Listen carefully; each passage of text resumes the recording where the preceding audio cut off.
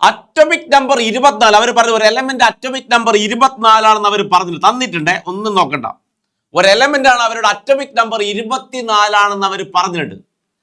അതുമായിട്ട് ബന്ധപ്പെട്ട് 3 സ്റ്റേറ്റ്മെന്റ് കൊടുത്തിട്ട് ആ സ്റ്റേറ്റ്മെന്റ് 3 വായിച്ചു നോക്കിയിട്ട് ശരിയാണോ തെറ്റാണോ എന്ന് നിങ്ങൾ പറയണം. സ്റ്റേറ്റ്മെന്റ് ഒന്നാമത്തെ സ്റ്റേറ്റ്മെന്റ് ആണ് 24 അറ്റോമിക് നമ്പറുള്ള എലമെന്റ് ഇലക്ട്രോണിക് കോൺഫിഗറേഷൻ അവർ കൊടുത്തിട്ടുണ്ട്. ശരിയാണോ തെറ്റാണോ എന്നുള്ളതാണ്. ഒന്നും നോക്കണ്ട, 24 അറ്റോമിക് നമ്പറുള്ള എലമെന്റിന്റെ ഇലക്ട്രോണിക് കോൺഫിഗറേഷൻ ഇതല്ല. 3d4 4s2 അല്ല, 3d5 4s1 ആണ്. വരിക ലാസ്റ്റ് വരിക എന്താ 3d5 4s1 ആണ് വരിക. അത് തെറ്റാണ്. 24 അറ്റോമിക് നമ്പർ 24 ആണ്. അവർ അതുമായിട്ട് 24 അറ്റോമിക് നമ്പറുള്ള എലമെന്റുമായിട്ട് ബന്ധപ്പെട്ട് 3 സ്റ്റേറ്റ്മെന്റ് കൊടുത്തു.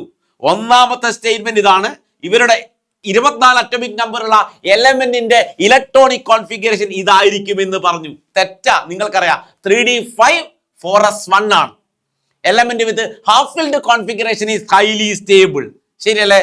അപ്പൊ അത് തെറ്റാണ്. രണ്ടാമത്തെ statement last electron enter into D subshell, അവസാനത്തെ ഇലക്ട്രോണുകൾ എൻ്റർ ചെയ്യുന്നത് ഡി സബ്ഷെല്ലിലേക്കാണെന്നുള്ളതാണ്. ശരിയാണ്, അവസാനത്തെ ഷെല്ലിലെ ഇലക്ട്രോണുകൾ എൻ്റർ ചെയ്യുന്നത് ഡി സബ്ഷെല്ലിലേക്കാണ്. ആ സ്റ്റേറ്റ്മെന്റ് രണ്ടാമത്തെ സ്റ്റേറ്റ്മെന്റ് മക്കൾ നോക്കണ്ട, അത് ശരിയാണ് മക്കളെ.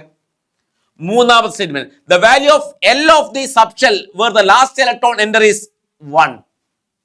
എൽ വാല്യൂ മക്കൾക്ക് അറിയാം 0 1 2 3 എസ് പി ഡി എഫ്. ഇവിടെ അവസാനത്തെ ഷെല്ലിലെ ഇലക്ട്രോണുകൾ എൻ്റർ ചെയ്യുന്ന ഏത് സബ്ഷെല്ലാ? ഡി സബ്ഷെല്ലാണ്. അവസാനത്തെ ഷെല്ലിലെ ഇലക്ട്രോൺ എൻ്റർ ചെയ്യുന്നത് ഡി സബ്ഷെല്ലാണ്. So d subshell l value എത്രയാ? എൽ വാല്യൂ 2 ആണ്, അല്ലാതെ 1 അല്ല. അവരുടെ ആ സ്റ്റേറ്റ്മെന്റും തെറ്റാണ്. നാലാമത്തെ statement the subshell electronic outer most electron has 5 orbital 5 electron.